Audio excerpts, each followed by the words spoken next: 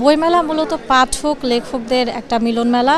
দর্শক, আজকে আমরা মেলার প্রাঙ্গণে পেয়েছি হুমায়ূন আহমেদের অসংখ্য নাটকে অভিনয় করা জনপ্রিয় চরিত্র ফারুক আহমেদকে। ফারুক ভাই, কেমন আছেন? হ্যাঁ, ভালো আছি আলহামদুলিল্লাহ। বইমেলাতে এসে কেমন লাগছে, কেমন দেখছেন বইমেলা? বই মেলা এসে তো ভালো লাগে, দেখি আসি সবসময়, খুবই ভালো লাগে এবং চলছে ভালোই বইও। এই যে টিভির পর্দা থেকে বইমেলা মাঠের প্রাঙ্গণে আপনার অনুভূতিটা আসলে কেমন? এটা তো পুরানো অনুভূতি, কারণ আমি তো গত 3 বছর যাবৎ নিয়মিত বইমেলায় বই বিক্রি করি। আমার 2022 মনে হয় প্রথম বই, তারপরে 23-এ করিনি, 24-25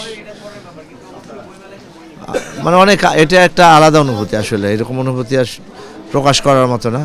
মানে মনে হয় যে কখন যাব মেলায়, সকাল থেকে মনে হয় যদি 10টা থেকে হতো তাহলে আরও ভালো হতো, তাহলে মানে আরও একটু বেশিক্ষণ থাকতে পারতাম।